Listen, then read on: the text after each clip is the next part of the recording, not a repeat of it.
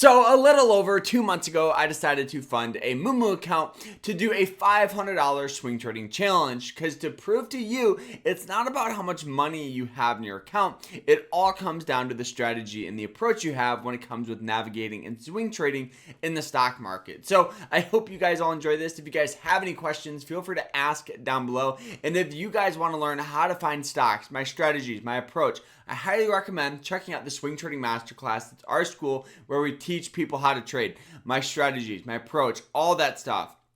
Check it out down below, and you guys can use code MONEY for 50% off. So check it out right now, and let's dive into this here. So when it comes with how much money we've made this past week, well, guys, today or this week has been the first loss of this challenge. The first loss here of it, we took a trade on ticker symbol PR, and we'll be talking about the full trade here in a second, but I want to give you guys some numbers. So first, we lost about 3.7%, which in the grand scheme of things isn't that big of a deal. And we're going to be talking about too pretty much how I navigated setting my stop loss, my approach, and all that stuff. So our account right now is sitting near around $678, which might not seem like much money. And guys, I understand, with $500, a lot of people think that in order to be a successful swing trader, you have to turn 500 into 10 grand in a month. No.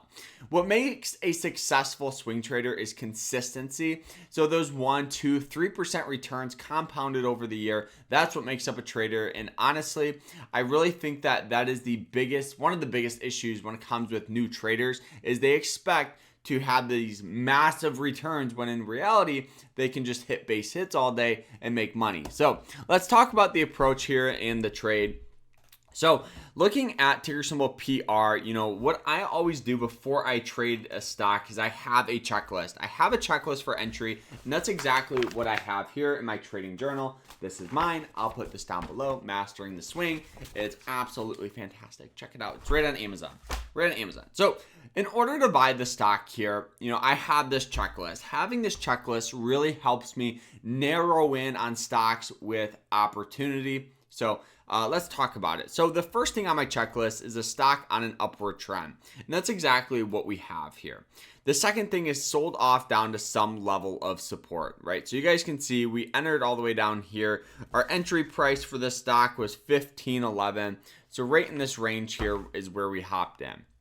Now, hopping in right here at $15.11, I set my stop loss, pretty low here to see if we can get that push going higher. But anyways, getting back to that, the reason why it's support is you guys can see it has good tendencies of getting buying pressure at that $15.11 area.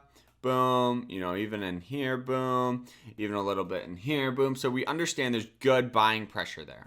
Another reason why we took this trade here is because it does have this red line, which is the 200-day moving average line. The 200-day moving average line is an indicator used for support, resistance, and also trend indication. You guys can see that it has good buying pressure at these marks as well in the past. So now looking at it, we're going through our checklist. So stock on an upward trend, sold off down to some sort of support. The next thing, this is what went wrong in my opinion, was the RSI. So for me, normally with my trades, I like to trade a stock under a 30 on the RSI. When we entered the position, it was at a 35, meaning there could be more sell-off coming soon.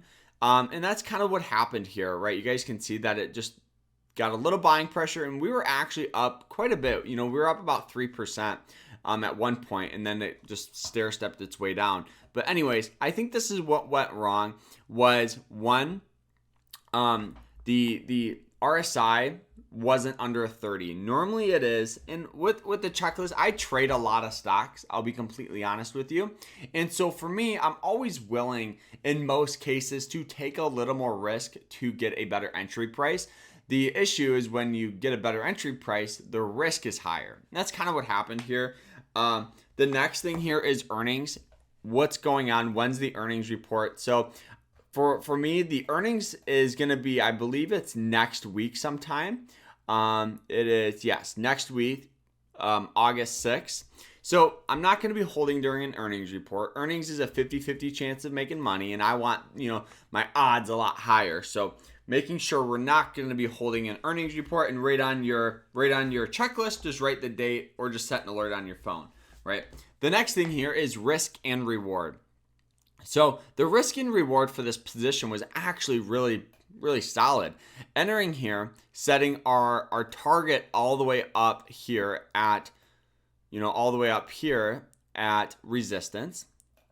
Our stop loss here was right near and around, this 14. What would we take profit at? 14.6 or take loss 14.50. So 3 to 1 risk and reward, right? So now looking at it, okay, I'm risking $1 to make $3. Okay, everything's looking good other than the RSI. So that is what went wrong. Another thing here, the last thing on the checklist is going to the hourly, and you guys can see it did find really nice support here. It found great support, got good buying pressure there, so that's why we entered at this 15.11 mark. Stock moved its way up, couldn't break above these moving average lines. A lot of traders will actually do a couple of things. Some traders will actually enter on the breakout of the 200-day moving average line on the hourly chart, which could have been a better option for me given this stock's history.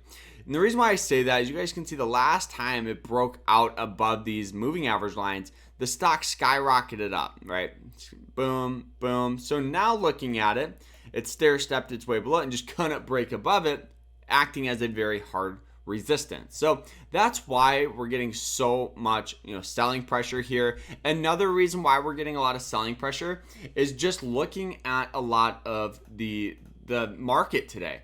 The market alone over the past couple of days has been very, very, very volatile. Looking at it, we're seeing companies like Nvidia, Microsoft, Oracle, Adobe, banking sectors down, Amazon's down 10%. So now for future trades, what do you do? So one of the things here I think is very, very important is to look at groups and look at sectors that are still performing well. So today, given all the volatility, utilities, real estate's doing well. So now as you start looking at stocks in your scanner, you can be more willing to take a chance on a company in utilities or real estate or, customer defense, because you understand they're not getting as much sell-off. So that's kind of the future as of right now. And honestly, another thing too that I do want to talk about, am I worried? No. Swing traders, there's no such thing as a 100% profitable swing trader. It's always good to have your stop loss, to have your profit, all that stuff. And doing that prevents losses, and it really helps you become a better, well-rounded trader, especially when you take losses, because now for the future of this challenge, I'm going to be taking a position. I'm never going to take a position when the RSI is over 30. I'm also more likely to wait for a breakout or some sort of better confirmation. So, guys, I hope you guys all enjoyed it. I'm excited. This doesn't change one thing about the stock or my account or anything. So, hope you guys all enjoyed it. Like, subscribe, and we'll see you guys in the next one. Hope you guys have a good rest of your day. Don't forget to check out our course, and we'll see you guys in the next. Take care.